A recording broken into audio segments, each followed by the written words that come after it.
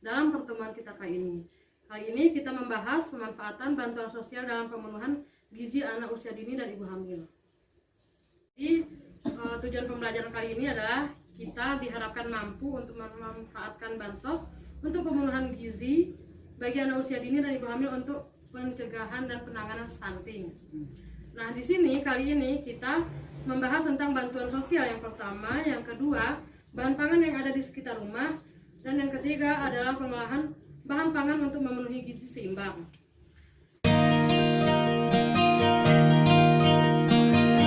Bantuan sosial ini. Nah, bantuan sosial ini adalah pemberian barang, uang atau jasa untuk mengurangi kerentanan sosial yang dialami oleh individu, keluarga, kelompok ataupun masyarakat agar kehidupan sosialnya untuk menjalani hidup yang lebih wajar. Nah, jadi Bu, bantuan sosial ini ada dibagi menjadi dua. Yang pertama, bantuan sosial materi, dan yang kedua, bantuan sosial non materi.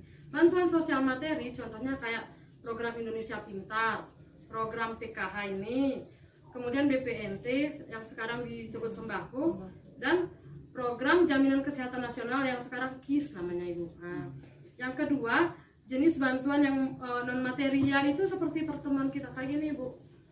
Ini nggak materi tapi Ibu mendapatkan pengetahuan. Seperti pertemuan kita sebelumnya P2K2. Itu pun seperti itu Ibu. Kemudian manfaat bansos Ibu. Ibu udah pasti merasakan manfaatnya. Manfaat bantuan sosial ini seperti apa di kehidupan Ibu. Di sini Bu, manfaat bansos ini meningkatnya ketahanan pangan KPM serta sebagai mekanisme perlindungan sosial dan penanggulangan kemiskinan. Yang kedua, meningkatnya pertumbuhan ekonomi di daerah, terutama usaha mikro dan kecil di bidang perdagangan. Jadi Bu, sebenarnya bansos ini Ibu bisa, seperti yang saya katakan, bisa Ibu jadikan modal usaha. Yang ketiga, dalam jangka panjang, mencegah terjadinya stunting dengan pemenuhan gizi 1000 hari pertama kehidupan.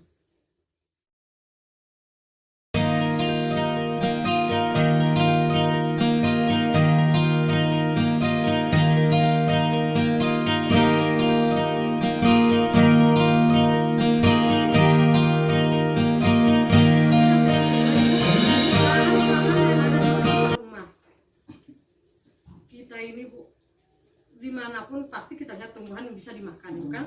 Nah, jadi di sini terbagi menjadi yang A-nya kandungan gizi jenis bahan pangan, yang satu karbohidrat,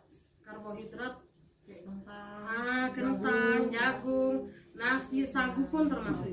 Bukan sagu mata ikannya kita ini, sagu, rumbia itu ya Bu ya.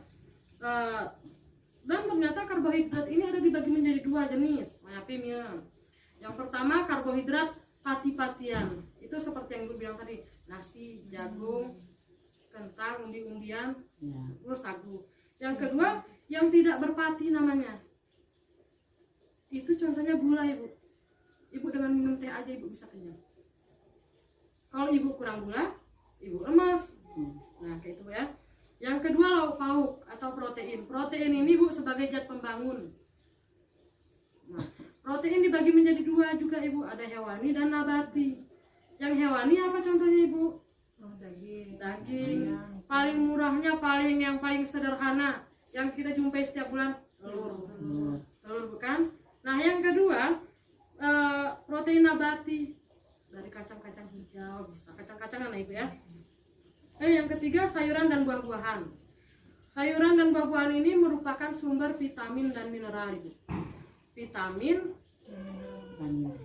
mineral. Vitamin. Yang B, bahan pangan yang diperoleh di lingkungan sekitar. Fungsi sayur dan buah-buahan menjaga kenormalan tekanan darah, gula darah, dan kolesterol.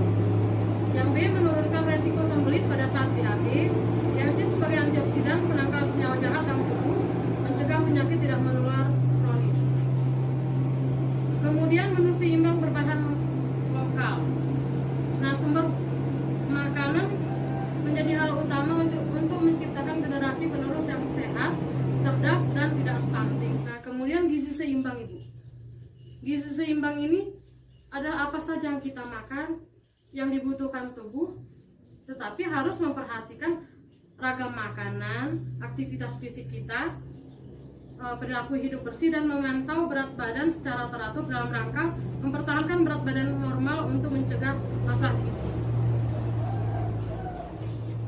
Ada 10 pesan umum gizi seimbang Ibu. Yang pertama, syukuri dan nikmati keanekaragam makanan Indonesia. Yang kedua, perbanyak makan buah-buahan. Yang ketiga, biasakan mengkonsumsi lauk yang mengandung protein tinggi.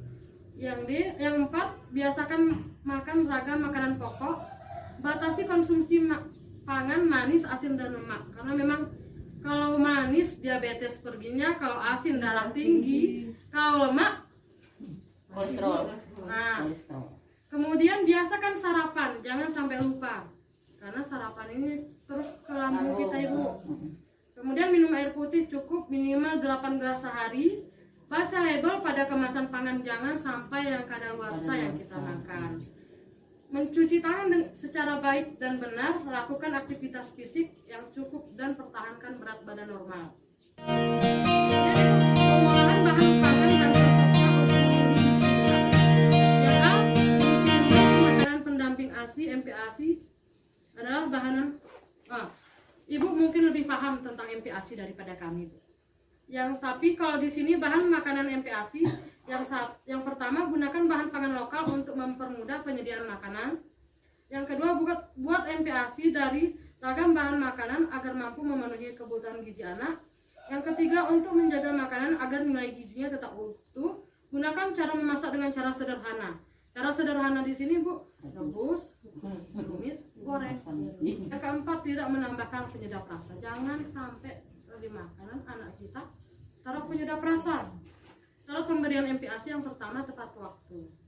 Kalau 0 sampai 6 bulan ibu harus diberikan anaknya ASI eksklusif 3 jam sekali. Nah setelah itu baru dari 6 bulan sampai 23 bulan baru diberikan makanan pendamping ASI. Karena apa? Karena ASI yang dihasilkan ibu saat usia 6 bulan ke atas sudah tidak mencukupi nutrisi anak, sehingga diperlukan makanan tambahan tadi. Nah, waktu yang kapan kita, kalau misalnya kita lupa, kalau orang jangan lupa ibu berapa usia anaknya mau. Nah, saat anaknya sudah bisa mengangkat kepala dengan tegak, katanya ibu, itu udah bisa, berarti udah mulai tulungkup sampai balik lagi, itu udah bisa. Udah keras kepalanya. Kemudian saat apa lagi?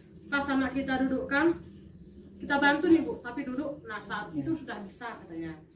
Yang kedua, cukup atau adukat. MPASI memiliki kandungan gizi dengan jumlah memadai untuk kebutuhan gizi bayi seusianya.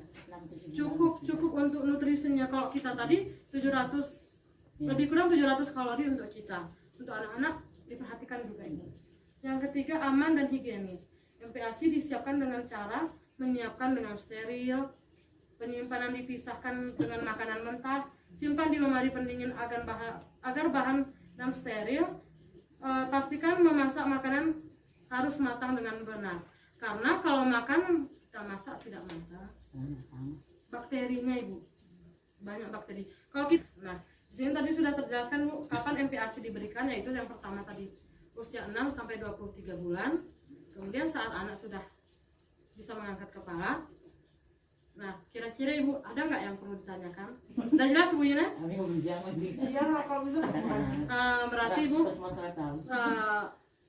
semoga pembelajaran kali ini kita dapat memanfaatkan bansos dalam pemenuhan gizi anak usia dini dan balita. Kami ucapkan terima kasih. Assalamualaikum warahmatullahi wabarakatuh. Waalaikumsalam.